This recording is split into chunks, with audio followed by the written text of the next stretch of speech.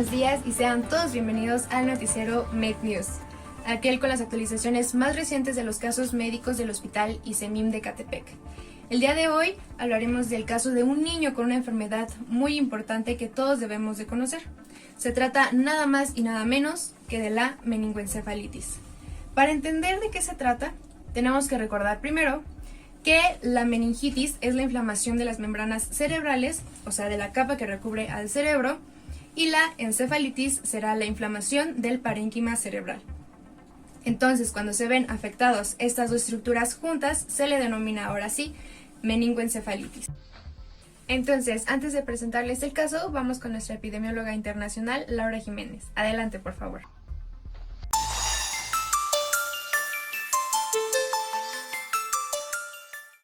Gracias, Liz. Claro que sí. Continuamos aquí con el panorama nacional e internacional.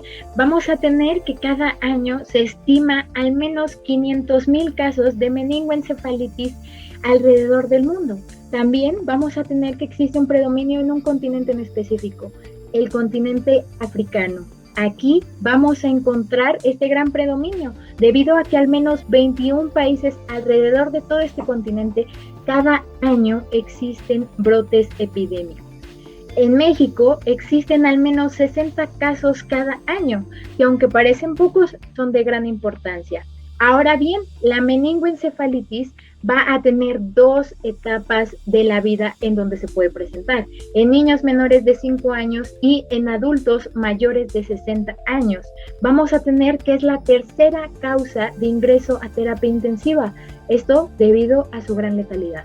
En niños de menos de 5 años, la letalidad puede llegar a ser de hasta el 15%, pero en adultos mayores de 60 años puede llegar a ser de hasta el 25%. Vamos a tener que no existe un predominio en el sexo, tampoco en niveles socioeconómicos, pero se ha encontrado que en algunos países de Latinoamérica con nivel socioeconómico bajo va a haber un aumento de estos brotes debido al hacinamiento en el que se encuentran. Estos casos se pueden dar durante todo el año, pero de otoño a invierno, es decir, en estas fechas, existe un gran incremento de estos casos, debido a que se va a encontrar asociado con algunas infecciones respiratorias. Aunque no existe un dato certero, se encuentra fielmente asociado. Vamos a hablar un poquito de Brasil y de Estados Unidos. En estos dos países, estos brotes se ven como algo común. Pero en México, a pesar de que se ven como algo esporádico, sí es de importancia hablar de que estos datos se han dado principalmente en las guarderías, en donde se encuentran los niños de entre 2 y 5 años. Esto es importante hablarlo porque se dan principalmente por hemofilios influenzae tipo B. Bueno, hasta aquí el reporte del panorama internacional y nacional, Liz. Regresamos contigo al estudio para seguir con estos datos importantes y con las noticias. Muchas gracias.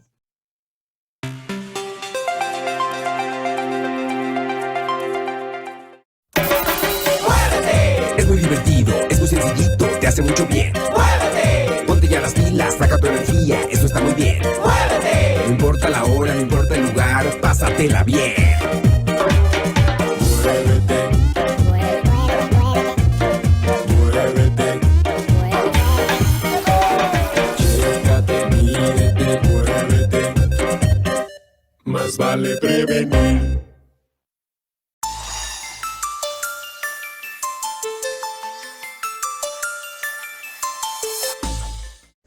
Gracias por seguir aquí con nosotros en MedNews.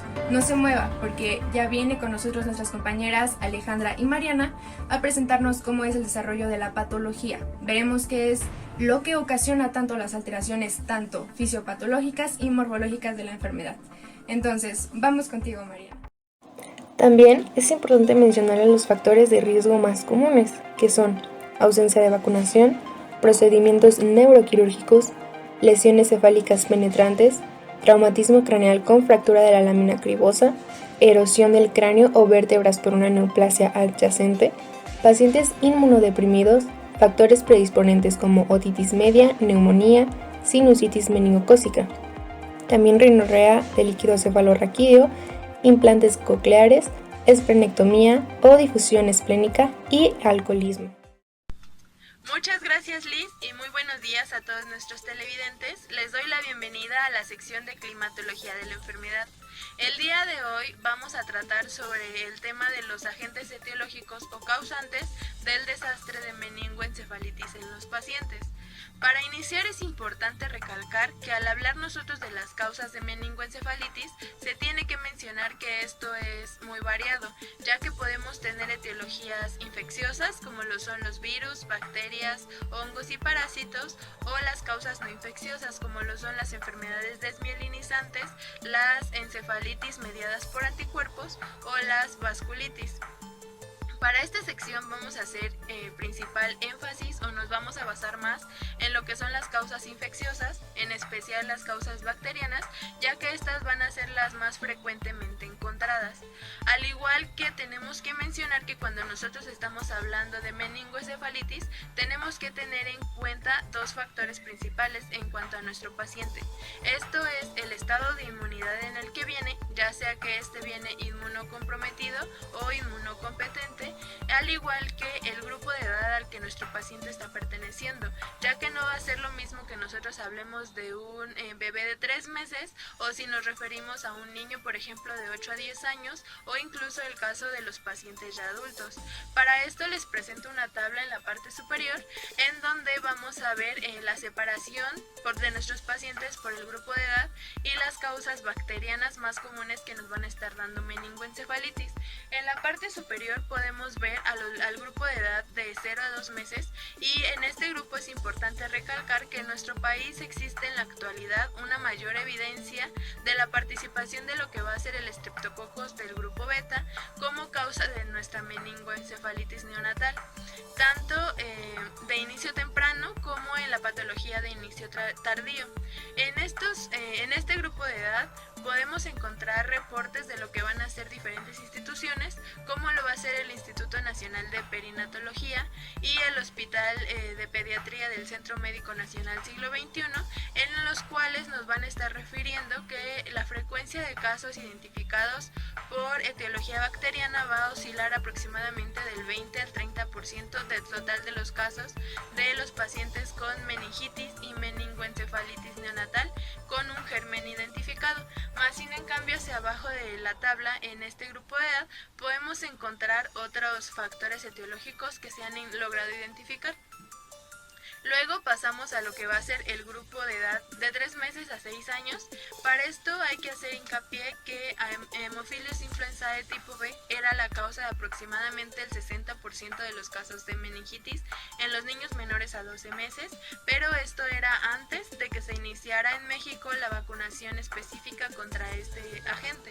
A partir del atendimiento o inicio de esta vacunación y el incremento de la misma, ha existido una franca disminución hasta el cerca del 90% de los casos.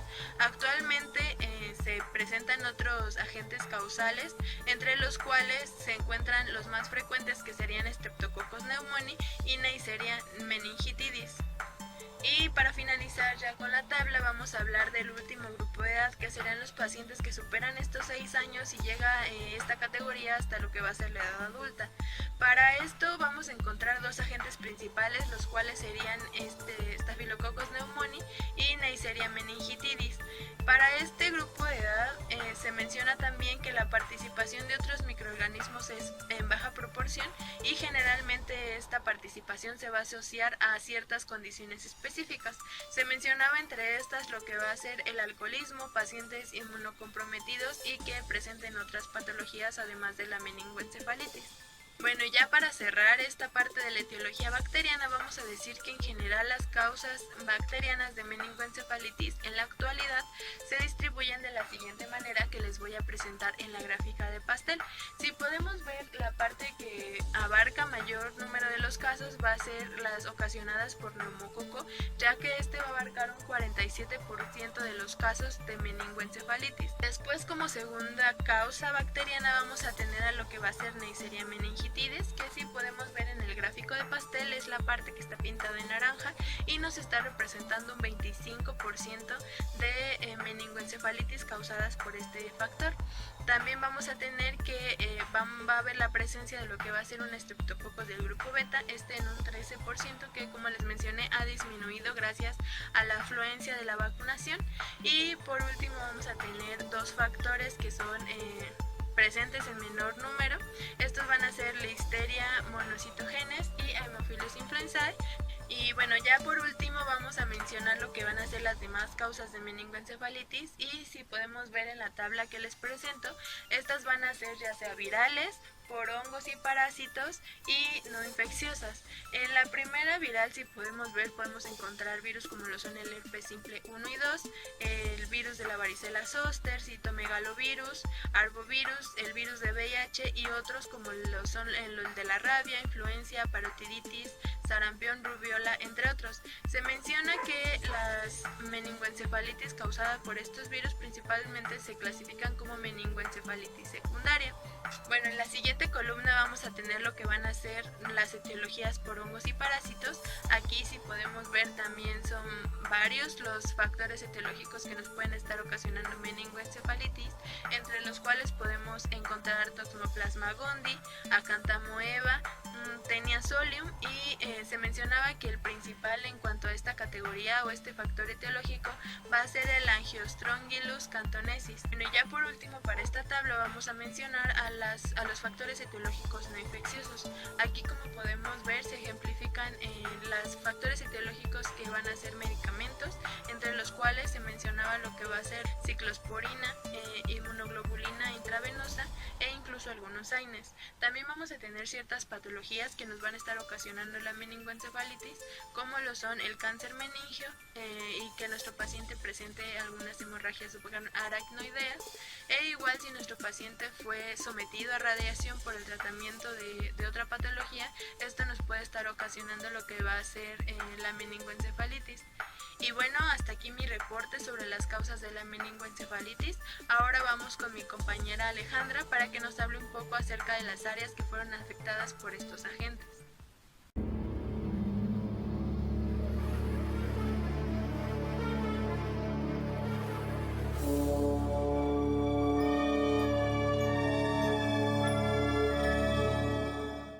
Muchísimas gracias, Mariana, por esa información tan importante acerca de las causas que van a originar esta patología.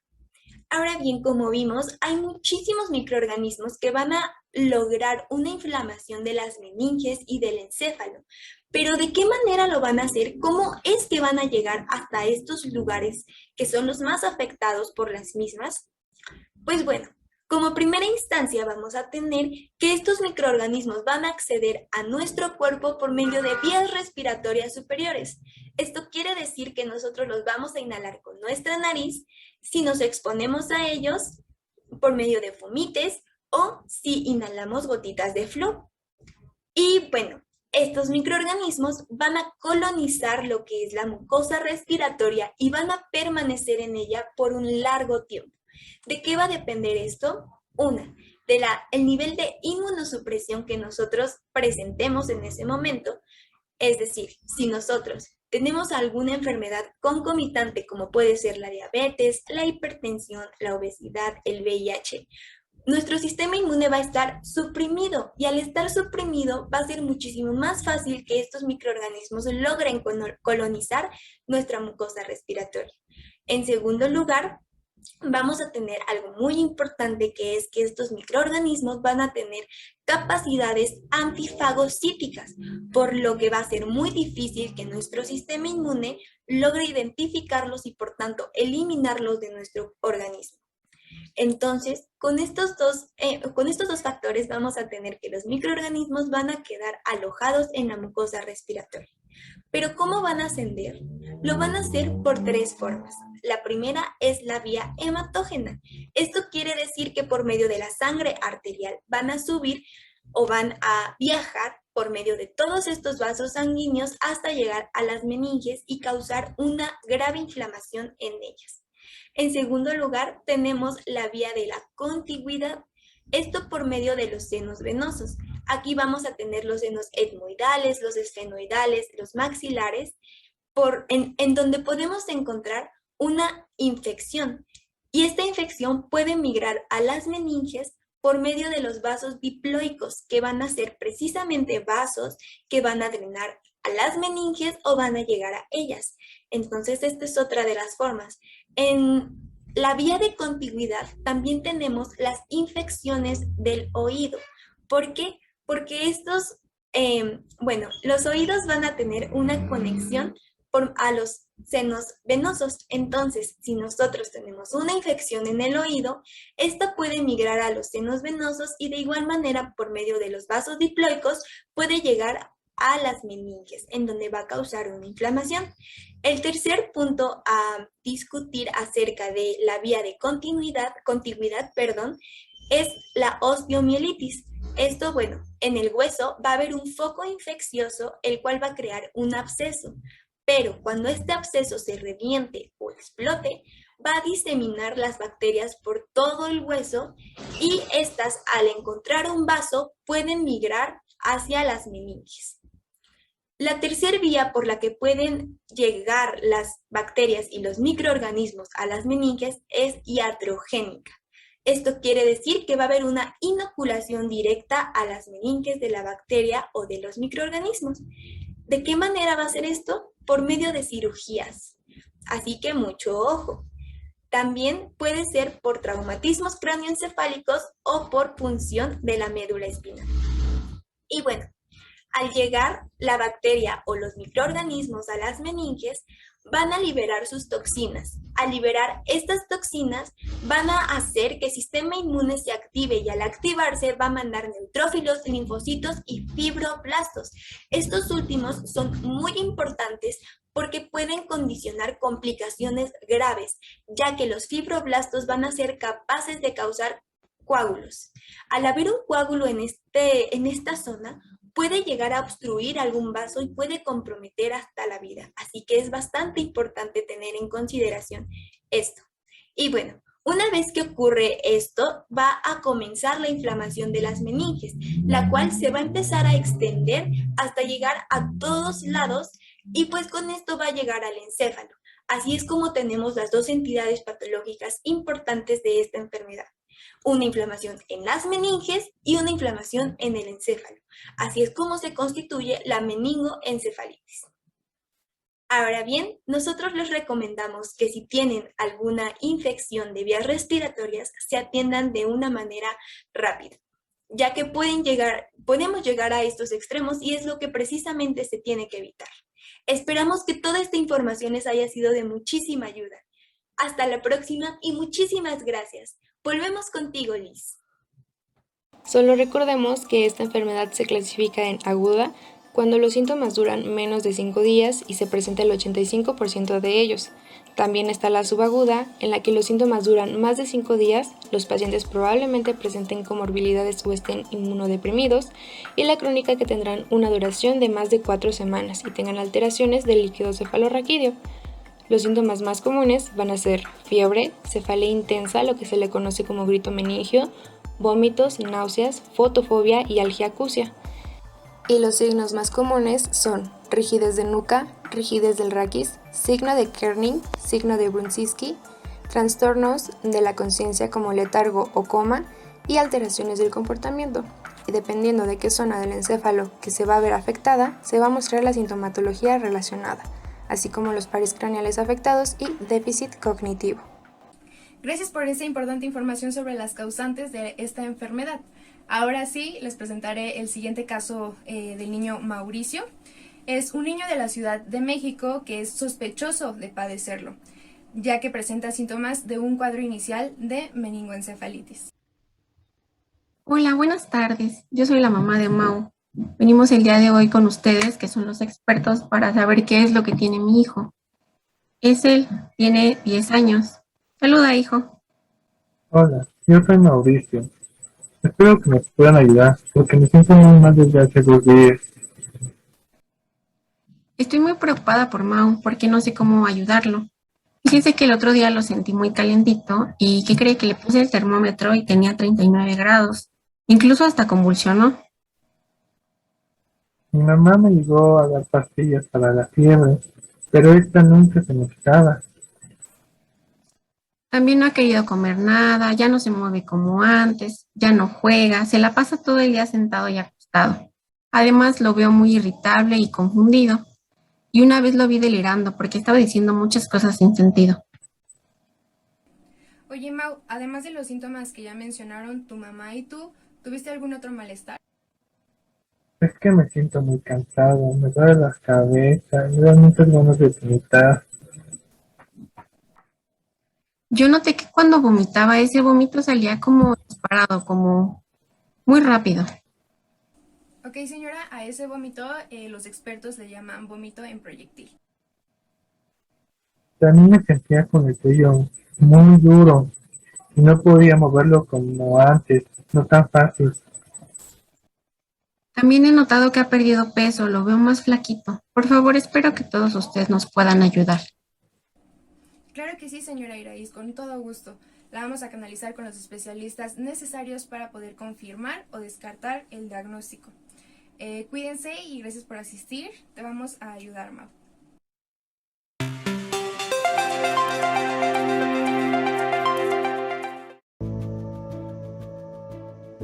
Hola, yo soy Blanca Vergel. Mi equipo y yo hemos estado trabajando arduamente para ganarnos tu voto. Acompáñame a ver esta aventura.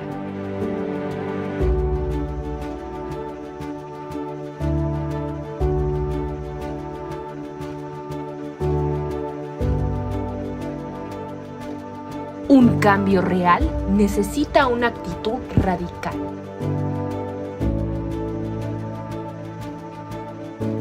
Vota por Blanca. Vota por Blanca. Este 6 de junio, vota por Blanca. Vota por Blanca. Vota por Blanca. Vota por Blanca. Alguien con una nueva perspectiva. Vota por Blanca. ¡Ah! Me dolió, pero me duele más un México corrupto. Te voy a ir pidiendo un guacamolito para el centro, 3 caldos de pollo y guarderías gratuitas para todas las mascotas mexicanas, porque Blanca sabe lo que el pueblo necesita, con promesas y compromisos.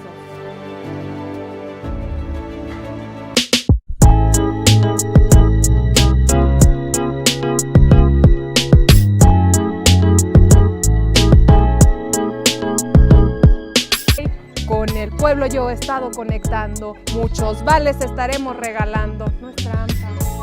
No. Y es católica. ¿En serio no?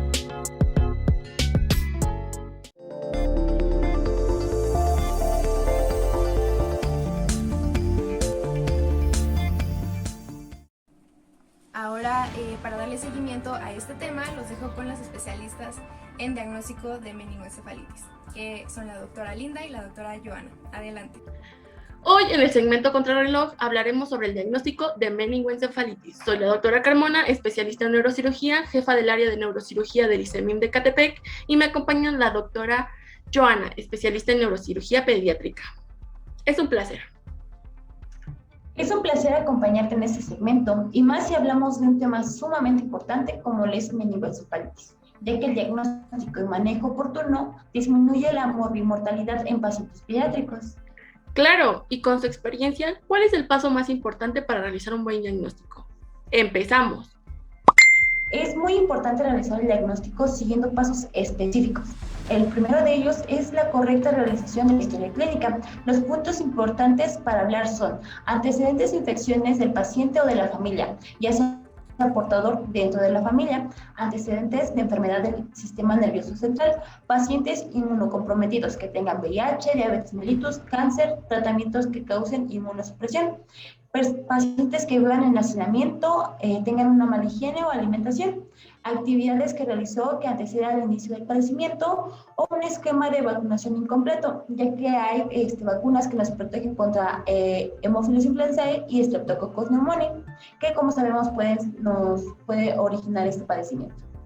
Claro, la realización de una buena historia clínica nos puede dar datos sumamente importantes para guiar el diagnóstico. El segundo punto importante es la clínica. La clínica puede ser muy variada, desde un síndrome infeccioso inespecífico hasta un síndrome meningio característico, o si no se le da un tratamiento oportuno, puede llegar hasta una sepsis. En cuanto a los síntomas meningios, encontramos fiebre, cefalea intensa generalmente, y se le va a llamar grito meningio, vómitos, náuseas, fotofobia, que va a ser una característica muy importante, y los signos meningios como tal, que va a ser 1, la rigidez de nuca, el cual se explora en el paciente con el en decúbito supino, sin ninguna almohada debajo de su cráneo, en donde se va a flexionar el cuello intentando llevar el mentón hacia la región esternal. Este va a ser positivo cuando el paciente refiera resistencia o algún tipo de dolor. Es el signo más constante y precoz. También se pueden encontrar otros signos, como es el de Carling, que es un paciente en decúbito supino. Vamos a elevar la pierna y el paciente va a doblar la rodilla, limitando su elevación de la pierna. Y el de Brudinsky, que vamos a elevar la cabeza y el paciente va a flexionar la rodilla de forma refleja. En cuanto a los signos de encefalitis, encontraremos una disfunción neurológica muy variable dependiendo del área específica del sistema nervioso central que fue afectada. Esta puede ir desde la disminución en el nivel de conciencia hasta alteraciones en a nivel personal o de comportamiento. También puede haber temblor, ataxia, disfagia, disartria, hasta una compulsión. En neonatos, la clínica puede ser muy variada y podemos encontrar otros síntomas menos específicos, como son una disminución en la succión del pezón o del biberón si no toma leche materna. Puede haber una irritabilidad o llanto incontrolable no consolable, o hasta en un 25% de los pacientes podremos encontrar una fontanela abombada, o incluso podríamos encontrar datos de hipotermia. Cuando hay una meningitis bacteriana aguda, siempre va a presentarse una tríada clásica que va a estar constituida por fiebre, rigidez de cuello y alteraciones en el estado mental. La clínica es muy sugestiva para realizar el diagnóstico de meningoencefalitis, como lo comentó la doctora Carmona. Sin embargo, es necesario la realización de los estudios paraclínicos para valorar el estado del paciente y las posibles acciones a realizar. Cuando tenemos la sospecha clínica, se debe realizar un perfil básico de estudios de laboratorio, en los que vamos a incluir la biometría hemática, en lo que vamos a valorar si presenta leucopenia, leucocitosis, cuál es el predominio de estas, y la presencia de plaquetopenia, trombocitopenia, tiempos de coagulación, que van a ser datos muy importantes en la toma de decisiones cuando realicemos una punción lumbar. La proteína C reactiva cuantitativa. Esta nos va a ayudar a identificar el grado de infección que presenta el paciente.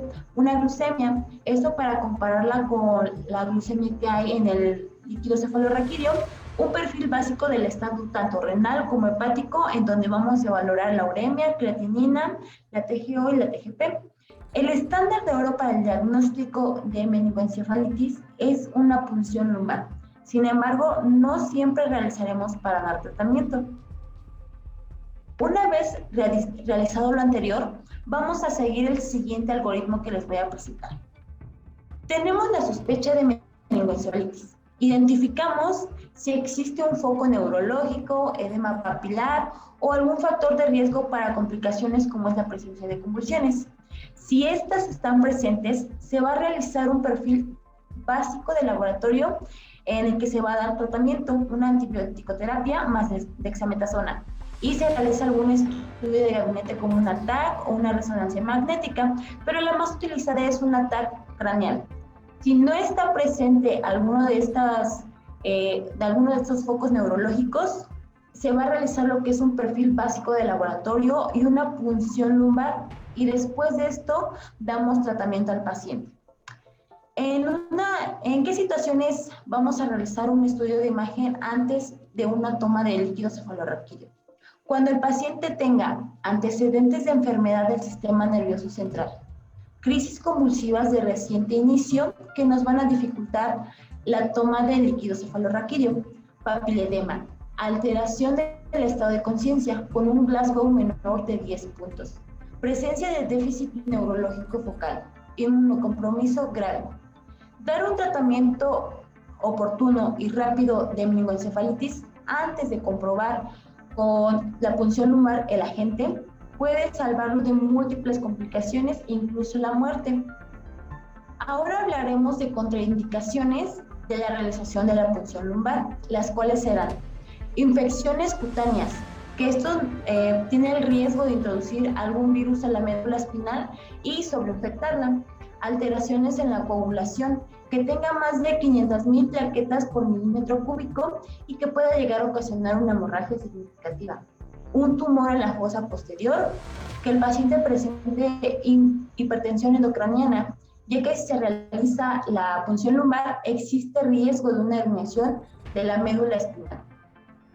Y bien, ahora tenemos las características de un estudio químico del líquido cefalorraquídeo, en donde tenemos una columna normal, una bacteriana y viral. ¿Qué va a diferenciar a la bacteriana de la viral? Bueno, este va a tener un aspecto turbio purulento.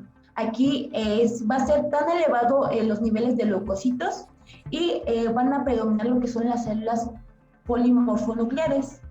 En cuanto a una meningoencefalitis viral, vamos a tener un aspecto que va a ser claro opalescente. Y bueno, aquí las células que van a tener mayor predominio van a ser las mononucleares en comparación a las demás. Claro, los datos de la química con respecto al líquido cefalorraquídeo nos podrían orientar hacia una etiología específica para de forma rápida dar nosotros un tratamiento específico. Sin embargo, otro método que nos orienta de forma rápida para realizar el diagnóstico es que ya tomado este líquido cefalorraquídeo, le realicemos una tinción de Gram. Este es sensible en un 60 a un 80% y por ejemplo, si encontramos un Gram positivo diplococo, estaríamos hablando de un estreptococo neumonale. Si este es Gram positivo, pero bacilo, hablaríamos de una etiología diftérica. Si este es Gram negativo, pero diplococo, nos orientaría a un Neisseria meningitis, y si este es Gram negativo, pero bacilo, a un Haemophilus influenza. Por eso es muy importante la realización de la toma de líquido cefalorraquídeo. Sin embargo, otros métodos que podemos utilizar es el cultivo, aislamiento, identificación y tipificación del agente etiológico, así como su antibiograma para la identificación principalmente de bacterias, y una PCR para la identificación principalmente de virus. Sin embargo, estos tienden a tardar los resultados más de 5 días. Por eso es muy importante dar un tratamiento veloz, ya que esto nos puede identificar si el paciente puede llegar a presentar diversas complicaciones. Con toda la información ya dada, que incluye la realización de una historia clínica, las manifestaciones clínicas y los estudios paraclínicos, y siguiendo el algoritmo presentado, nosotros realizaremos el diagnóstico de meningoencefalitis. La importancia de realizar un buen diagnóstico es que la atención inmediata y el manejo oportuno van a disminuir la mortalidad. Si el diagnóstico es de forma tardía, existe mayor riesgo de secuelas, ya que cuando se inicia el tratamiento después de 24 horas, tenemos mayor mortalidad. Por eso es muy importante cubrir empíricamente con la antibiótico-terapia para preservar el encéfalo. Y esto es lo más importante para realizar un buen diagnóstico de meningoencefalitis. Nos vemos en la siguiente cápsula de Contrarreloj.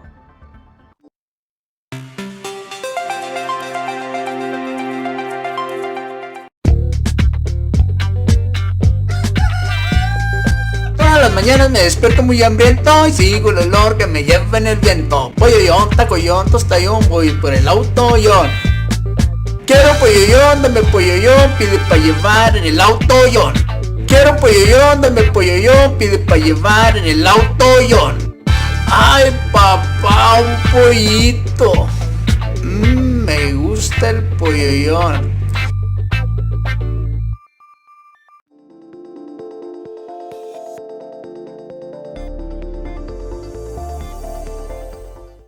Ahora, para continuar con la parte final y una muy importante, haremos un enlace con nuestros investigadores con su reporte sobre el tratamiento que se le da en estos casos. Nos contactamos con ellos, por favor. Buenos días, Lizeth. Gracias por el espacio. El día de hoy, mi compañera Claudia y yo les presentaremos nuestra investigación especial sobre el tratamiento que se da actualmente para casos como el de Mauricio. Clau.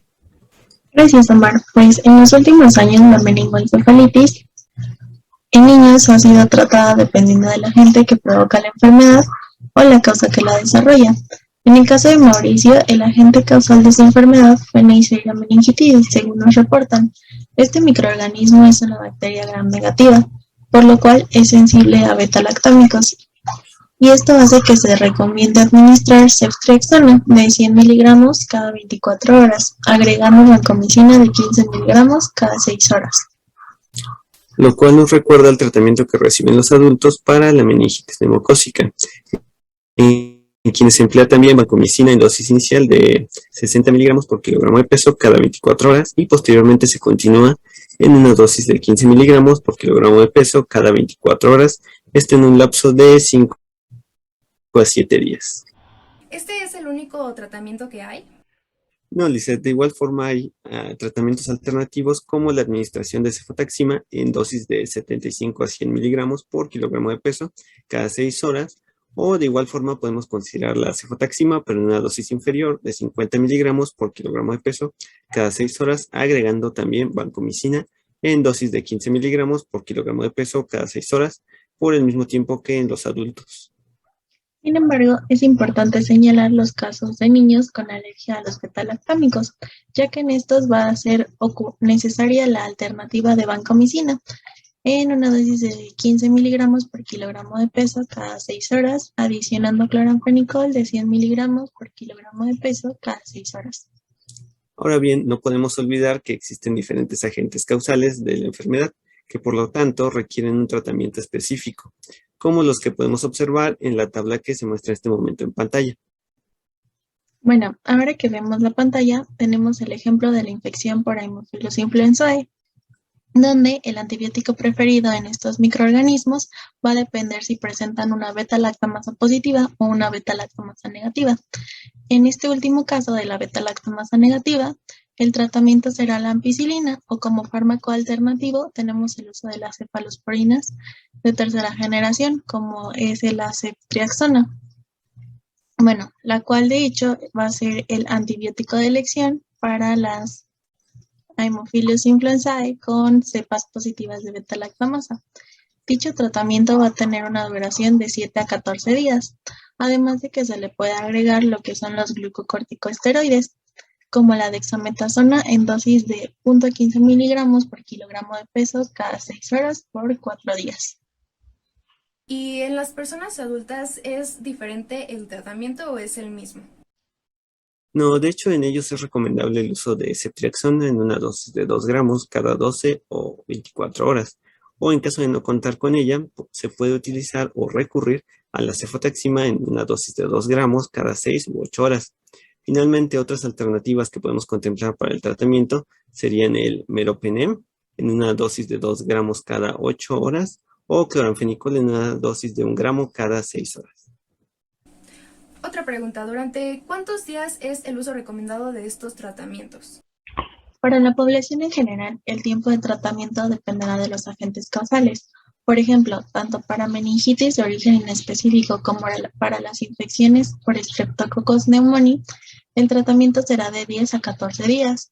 Por su parte, en los casos de bacilos gram negativos y pseudomonas meningitis, el tratamiento varía de 21 a 28 días y en la infección por Listeria meningitis, el tratamiento recomendado durará 21 días. Entonces, ¿únicamente se utilizan antibióticos?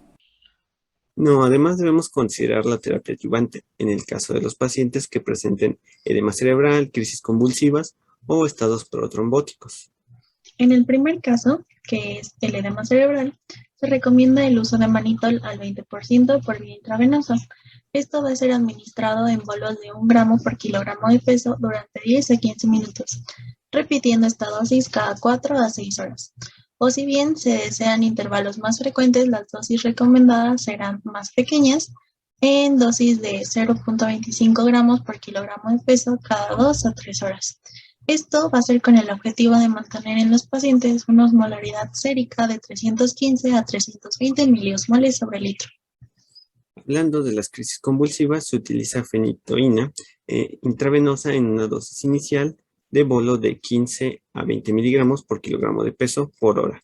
Y como dosis de mantenimiento se emplea a 125 miligramos cada 8 horas, después de pasadas las primeras 12 horas de la dosis inicial.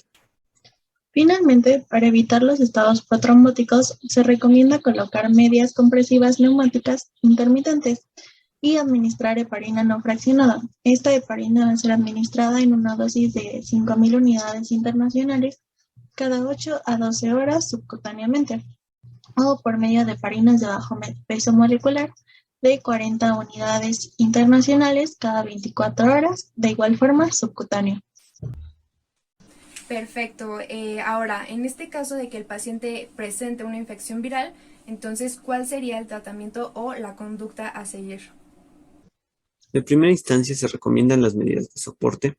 Con esto, ¿a qué nos referimos? Al empleo de analgesia, uso de antipiréticos, mantenimiento del estado de hidratación, corrección del desequilibrio hidroelectrolítico, y además se contempla el apoyo nutricional, control de crisis convulsivas, así como el monitoreo de la presión intracraniana y la vigilancia del estado de coma, entre otras medidas.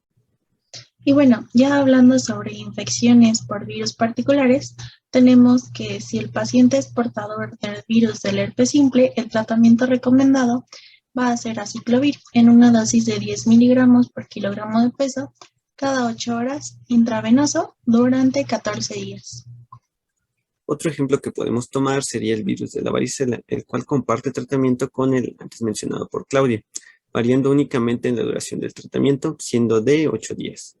Además, tenemos un caso diferente en el cual sería el caso de el virus citomegalovirus, donde se utiliza ganciclovir a 5 miligramos por kilogramo de peso cada 12 horas, esto en vía intravenosa por 14 a 21 días. Por último, es prioritario abordar la situación en pacientes con VIH o SIDA, en quienes la terapia recomendada durará un mayor tiempo. Ok, entonces ya nos comentaron el tratamiento de virus y bacterias. ¿Hay algún otro tratamiento para algún otro agente que nos quieran hablar? Como ya nos comentó nuestra compañera Mariana González, el agente Angiostrongylus cantonensis es el principal elemento que puede provocar una meningoencefalitis eosinofílica, y el tratamiento sintomático que se suele emplear en estos casos son las punciones lumbares seriadas, analgésicos y esteroides. Agregado a esto, se le da el tratamiento antihelmíntico y antiinflamatorio combinado. Esto puede ser como primera opción la talidomida y el albendazol, o como segunda opción la interleucina 12 y el albendazol. Bueno, por nuestra parte sería todo y agradecemos mucho por el espacio brindado. No olviden siempre visitar a su médico de cabecera ante los síntomas de esta enfermedad y esperamos que las recomendaciones del tratamiento les sean de utilidad a los médicos tratantes. Gracias por responder estas preguntas. De manera general, el pronóstico de la meningoencefalitis va a variar de acuerdo a la gravedad, al tipo de clasificación, a la etiología. Por ejemplo, se ha visto que la etiología viral tiene menos tasa de mortalidad que la bacteriana. También esto va a depender el pronóstico de la respuesta al tratamiento o incluso del apego a él. Y es muy importante mencionarles que un 25% de estos pacientitos con meningoencefalitis quedarán con secuelas en el área cognitivo y verbal, en su mayoría. Habiendo concluido este tema, espero que hayan aprendido bastante de la meningoencefalitis. Agradezco su atención y el esfuerzo de nuestro equipo de trabajo. Me despido de ustedes, esto fue Med News, yo soy Lisbeth Corona Rubio. Nos vemos a la próxima. Gracias.